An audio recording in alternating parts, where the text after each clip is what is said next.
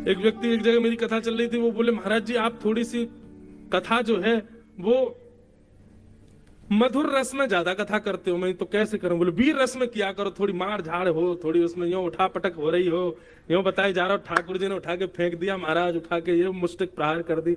मैंने वाह भाई ये भी कोई बात है? बोले महाराज जी थोड़ी ना टकड़ भगड़ हो तब तो आनंद आवे।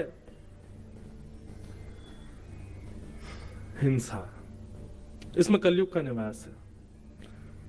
किसी व्यक्ति ने, आप जा रहे थे कुछ गलत बोल दिया तो आप उसको लेट को नहीं करोगे, ठीक है बोल दी क्या करना है चलो, नहीं। इसने बोली किसी घुमाओ बेटा बाइक, अब भाई 4 लोग लेके आ जल्दी। इसने बोली कैसे मुझसे ऐसी, और लिए पकड़ के महाराज जब उसको तूने इतनी बोली मैं तुझे इतनी बोलूंगा। इसको कहते हैं कलेश। घर में परिवार में बहन कुछ बोल दे, भाई कुछ बोल, पत्नी कुछ बोल दे, तो उसको शांत रह करके सॉल्व नहीं करते हम लोग। हमारा क्या, इसने ऐसा बोला, अभी बच के तो दिखाए मुझसे, मैं बोल के दिखाऊं उसको, मैं करके दिखाऊं उसको। ये हिंसा है, इसमें पाप निवास करता है, इसमें कलयुग निवास करता है। बंधुओं, ये कलयुग घरों में ऐसे ही आता है। किसी एक व्यक्ति का मूड खराब करके वो ऐसी कुछ बात बुलवा देगा कि बाकी लोगों का भी दिमाग खराब होता है, फिर एक दूसरे से लड़ाई झगड़ा कर करके सब कलेश करके खत्म कर देते हैं। ये कलयुग का खेल है, इसको समझिए। एक व्यक्ति की मति बिगड़ी, वाणी बिगड़ी, बाकी सब शांत हो जाओ, ठीक है कोई अपने आप ठीक हो जाएगा। अभी चिल्ला रहा है, बोल रहा है, ठीक है कोई नहीं, इसके पैर पकड़ लो, जो कह रहा करो, ठीक सॉरी ठीक है। शांत रह करके, अग्नि प्रज्वलित होती है, घर में कहीं आग लग जाए तो पानी डाला जाता है कि उस पर और माचिस की तिल्ली फेंक दोगे और उस पर मिट्टी का तेल उछाल दोगे कि कपूर लाके फेंक दोगे? अग्नि तेज क्यों कर रहे हो? जैसे घर में आग लगने पर पानी डालते हैं, ऐसे ही घर के, परिवार के, मित्रों के, अपने संबंधियों में किसी एक में आग लगे, पानी डालो। और पानी का मतलब प्रेम, प्रेम बरसा, उसको हृदय से लगा लो, उसके पैर पकड़ लो, थोड़ा उसको समझा लो, मना लो, ज्यादा नहीं मानना, मौन हो जाओ, शांत हो जाओ, बैठ जाओ। जल का जो स्वभाव है वो प्रकट करो। आप अग्नि बन जाओगे तो फिर जल के राख हो जाओगे, और तब कलयुग नाचेगा, आ गया मैं, हो गया मेरा आक्रमण। और फिर जाओगे महाराज, महाराज जी घर में बड़े कलेश होते हैं, क्या करें? बोले हाय टांग लो घर के बाहर, काला ये वो बना के टोटका यूं कर लो, नींबू मिर्च लटका लो घर के बाहर, चप्पल टांग लो एक, उससे ठीक। अरे कलयुग इनसे रुकने वाला नहीं है। कलयुग का प्रभाव आपके परिवार में हो, आज के बाद अब घर में देखिएगा, कभी भी अगर कलेश की नौबत आवे, समझ जाना ये कलयुग है। और हमको अग्नि बनकर के नहीं, हमको जल का काम करना। हम जल कैसे बने ताकि ये शांत हो, उसको आने मत दीजिए अपने घर। द्योतम पानम स्त्रिय सोना। अब आया पांचवा क्या है? बिना मेहनत के कमाया गया धन, बिना परिश्रम के कमाया गया धन, घर बैठे बैठे कमाया गया धन, उसमें कलयुग का निवास है। सोचिए, जहां बुद्धि ना लगती हो, जहां शारीरिक श्रम ना होता हो, जहां पर आपका दिन घर के बाहर व्यतीत ना होता हो, ऐसे जब आप धन कमाते हैं तो वो आपके हृदय को विकृत करता है, आपकी बुद्धि को विकृत करता है। बीच में एक टाइम आया था, वर्क फ्रॉम होम कर रहे थे सब लोग, घर से काम कर रहे थे, घर से पढ़ाई कर रहे थे, बच्चों के स्कूल बनते तो घर से ही पढ़ रहे थे। सही बताना क्या हो रहा था वर्क फ्रॉम होम? क्या पढ़ाई हो रही थी बच्चों की घर पे? कुछ नहीं हो रहा था।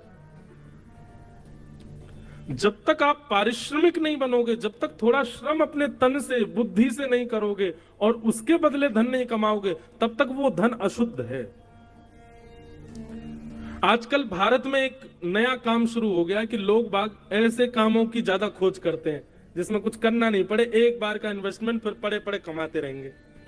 बैंक के भी ऐसे ही ऑफर आते हैं, मतलब आपको कुछ नहीं करना है, एक बार पैसा लगाना है, फिर तो घर पे अपने आप पैसा आता रहेगा। इनसे बचो। ये जो घर में पैसा आता रहेगा, अपने आप कुछ करने की जरूरत नहीं, वो प्रॉपर्टी किराए पे दे दी, ठीक ठीक ये कर दिया, वो कर दिया। अच्छा, अगर आपके काम ऐसे हैं भी तो उस धन को अलग रखो, उसको अपने प्रयोग में मत लीजिए। वो साल भर में कोई धर्म कर्म के कार्य हो उसमें लगाओ, असहाय लोगों की कोई सेवा हो वहां लगाओ, किसी गरीब कन्या का विवाह हो, किसी बालकों के पढ़ाने के लिए करना हो, वहां पर उस धन का प्रयोग करो। जैसे हमने दुकान किराए पे दे दी, अपना घर किराए पे दे दिया, जमीन किराए पे दे दी, अब ये मेहनत का धन तो नहीं है। आप कहोगे जमीन हमारी, तो मेहनत क्या कर रहे हो उसमें? आपने उसको किराए पे दे दिया, वो लेके उसमें बढ़िया कमा रहा है, उसका आधा आपको दे रहा है, आपको तो घर बैठे मिल रहा है ना। उस धन को अलग रखो, अपने प्रयोग में मत लीजिए उसको। अपने घर के और अपने प्रयोग में तो वही धन लाइए जो आपने परिश्रम से कमाया। बंधुओं, ये पूरी यदुवंशियों के सर्वनाश की कथा ही यहीं आती है। ठाकुर जी बोले इन यदुवंशियों को बैठे बैठाए सब मिल रहा है, परिश्रम तो करना नहीं पड़ रहा, सोने की नगरी द्वारिका है और पर ब्रह्म परमात्मा भगवान इनके वंशधर हैं, कुछ करने की आवश्यकता तो है नहीं। इसलिए भगवान ने यदुवंशियों का सर्वनाश करवाया जानबूझ करके। क्यों? नहीं तो मेरा ही परिवार पृथ्वी का सबसे बड़ा भार बन जाएगा। अनीति के धन से ही 99% कलयुग का प्रभाव हमारे घरों में और हमारे ऊपर अनीति के धन से ही आता है। अब यहाँ कितने लोग, अधिकतर जितने भी लोग बैठे, कोई जुआ तो खेलता नहीं, कोई परस्त्री गमन तो करता नहीं, पर पुरुष गमन तो करता नहीं, कोई यहाँ पर जो भी बैठा कोई मद्यपान आदि तो कुछ करता नहीं। तो फिर हमारे घर में कलयुग आ कहां से रहा है? हम लोग कलयुग में रह रहे हैं, इसका मतलब कलयुग है हमारे पास भी। अनीति का धन, और दूसरा वो सूना कलेश, यहीं से कलयुग आता है। इसलिए इनसे बचो, और इनसे बचने का एक उपाय बताएं। भगवत स्मृति। ठाकुर जी सदा चित्त में बैठे रहे। लग रहा है कि कुछ हाथापाई कलेश घर में हो गया, उसी समय चाहिए एकांत में बैठ जाओ। श्री कृष्ण गोविंद हरे मुरारी, हे नाथ नारायण वासुदेव, हे ठाकुर जी आप सब मंगल करो, हमें आपको परेशान नहीं करना, पर ये जो कलेश है ये आपकी सेवा में व्यवधान डाला, भगवान इसको कृपा करो, अनुग्रह करो। भगवत स्मृति करके उससे बचने का प्रयास करो। भगवान नाम जपते रहो, भगवत नाम का गुणानुवाद निरंतर गाते रहो, सब मंगल होगा। ठाकुर जी के नाम में बड़ी सामर्थ्य है, उससे बचाएगा।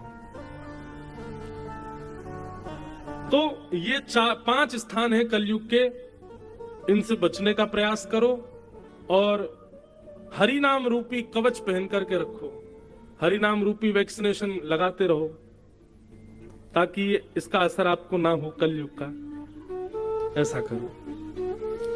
कलयुग को 5 स्थान दे दिए, 5 स्थान देकर के राजा परीक्षित स्वयं भटक गए। घर आकर के तिजोरी खोल करके देखी, उसमें बढ़िया एक मुकुट रखा था जरासंध का, वो निकाल करके जैसे ही अपने मस्तिष्क पर धारण किया, अनीति का धन सिर में आते ही कलयुग प्रवेश कर गया।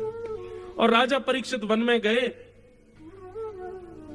वन में भ्रमण करते करते प्यास लगी तो शमिक मुनि के आश्रम जाकर के जल मांगा। शमिक ऋषि ध्यान में बैठे थे, ध्यान में बैठे होने के कारण वो जल नहीं पिला पाए। तो राजा परीक्षित को ये नहीं लगा कि ये ध्यान में बैठे, उनको लगा अरे बताओ देखो पाखंडी बाबा, इसके सामने मैं जल मांग रहा हूं और ये ध्यान में बैठा है। मरा हुआ सर्प उठा करके उनके गले में डाल दिया। कलयुग का सबसे पहला प्रभाव क्या होता है बंधुओं? कलयुग का सबसे पहला प्रभाव यहीं से प्रारंभ होता है कि जो धर्मात्मा है उनको देख करके हीन भावना आने लग जाए। जो तिलक लगाते हैं, शिखा रखते हैं, धोती पहनते हैं, मंदिर जाते हैं, कथा सुनते हैं, ऐसे धर्मात्मा लोगों को देख करके उनके प्रति हीन भावना और उनके प्रति मजाक की भावना, उनको देख के हंसी आना, और ये क्या पागलपना करते रहते हो, ऐसी बातें मन में उत्पन्न होना, ये कलयुग का प्रथम प्रभाव है। धार्मिक लोगों को उपेक्षित दृष्टि से देखना, ये धर्म का प्रभाव, ये कलयुग का प्रभाव। राजा परीक्षित बोले अरे ये हमारे सामने नाटक करते हैं, पाखंड करते हैं संत होने का।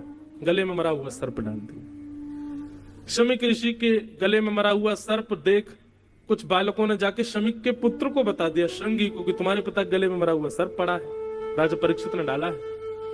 श्रृंगी ने हाथ में जल लेकर के श्राप दे दिया, मैं राजा परीक्षित को श्राप देता हूं, मेरे पिता का अपमान किया, आज के 7वें दिन उनको तक्षक सर्प डस देगा, उनकी मृत्यु हो जाएगी।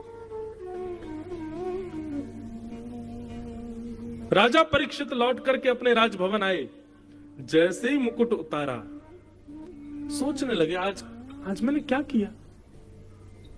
एक ध्यानस्थ बैठे हुए संत के गले में मरा हुआ सर्प डाल दिया मैंने। ये मैं कैसे कर सकता हूं? ये मेरा स्वरूप तो नहीं था, ये मेरा स्वभाव तो नहीं था। कभी बंधुओं, जेल में जो कैद होते हैं ना, कैदी, उनसे पूछो कि यार तुमने ऐसा क्यों किया, तो वो यही कहेगा, पता नहीं उस समय मेरी मति कैसे घूम गई, मैं कभी सोच भी नहीं सकता था कि मैं ऐसा करूंगा, पर पता नहीं मेरी बुद्धि को उस समय क्या हो गया। ये बुद्धि विकृति ही तो कलयुग करता है। कभी कभी आप क्रोध नहीं करते, लेकिन अचानक आपको क्रोध आया, आपने कुछ बहुत गलत बोल दिया, बाद में आपको फिर रिग्रेट, पता नहीं कैसे निकल गया मेरे मुख से ऐसा, मुझे गलती हो गई, क्षमा करो। ये जो प्रभाव बीच बीच में दिखते हैं ना, यही कलयुग है। कभी दूसरे के ऊपर आपके अंदर ईर्ष्या नहीं आती, लेकिन अचानक आ जाए, समझ जाना कलयुग है। कभी पर स्त्री पर पुरुष को देख करके कभी भाव नहीं आया, लेकिन अचानक आ गया, कलयुग है। और जब जब ये प्रभाव का दर्शन हो बंधुओं, बस उस समय नेत्र बंद कर लेना, त्रिभंग ललित श्याम सुंदर को याद कर लेना। कली आया भी होगा तो उनके आते ही चला जाएगा, भाग जाएगा वहां से, ठाकुर जी आ गए, अब मेरा स्थान नहीं है यहाँ पे। राजा परीक्षित सोचने लगे, मैंने क्या कर दिया, बहुत बड़ा अपराध कर दिया मैंने तो। तभी शमीक ऋषि के आश्रम से एक गौरमुख नाम के शिष्य आए और आकर के बोले, राजा परीक्षित, आपने जो आज किया है ना, उसका आपको परिणाम भोगना पड़ेगा। आज के ठीक 7वें दिन तक्षक सर्प के दंशन से आपकी मृत्यु हो जाएगी। राजा परीक्षित को जैसी ये बात पता चली, नेत्र बंद हो गए राजा के, प्रणाम किया, अपने पुत्र को बुलाया, जन्मेजय इधर आओ। जन्मेजय जैसे ही पास आया, स्वयं राज सिंहासन से उठ करके जन्मेजय को बैठा करके तुरंत अपना मुकुट उतार करके उसके सिर पर, एक क्षण भी विलंब नहीं किया राजा परीक्षित ने। महामंत्री, सेनापति सब देखते रह गए, ये क्या कर रहे हैं राजा परीक्षित। अपनी पत्नी से बोले, देवी, मैं संसार का सबसे भाग्यशाली आदमी हूं। पत्नी कहने लगी, 7 दिन में मरने वाले व्यक्ति जिसको श्राप लगा है, वो अपने आप को भाग्यशाली कैसे कह सकता है? बोले, मैं भाग्यशाली इसलिए हूं, ब्राह्मण के मुख से निकला हुआ वाक्य जनार्दन का वाक्य माना जाता है। शास्त्र आज्ञा करते हैं, ब्रह्म वाक्यम जनार्दनम। ब्राह्मण यदि कुछ कह दे तो ये समझ लो ठाकुर जी ने कहा है। और ठाकुर जी कभी किसी का अनहित नहीं चाहते।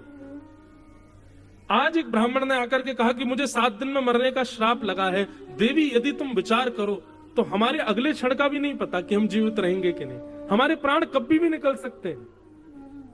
मैं आज रात्रि सोऊंगा, कल की कथा कहूंगा, कोई गारंटी नहीं। आप आज की कथा में आए हो, कल आओगे, कोई गारंटी नहीं। कभी भी किसी के भी प्राण निकल सकते हैं। हमारे परीक्षित को तो फिर भी 7 दिन में मरने का श्राप मिला है, मुझे और आपको तो हर सेकंड में मरने का श्राप, कभी भी मर सकते हैं। हमारे प्राण तो कभी भी निकल सकते हैं। राजा परीक्षित ने इसी बात को कहा कि मैं बहुत बड़ा भाग्यशाली हूं देवी, अगले 7 दिन में यदि पहाड़ भी कोई मेरे ऊपर गिर जाएगा तो भी मेरे प्राण नहीं निकलेंगे 7 दिन से पहले। प्राण तो अब 7 दिन बाद ही निकलेंगे। इसलिए संसार को कोई व्यक्ति नहीं कह सकता कि मैं अगले घंटे जीवित रहूंगा, लेकिन मैं दावे से कह सकता हूं कि अगले 7 दिन तक मुझे कोई नहीं मार सकता। तो क्यों ना, मुझे जब पता ही चल गया है कि मेरी मृत्यु 7 दिन बाद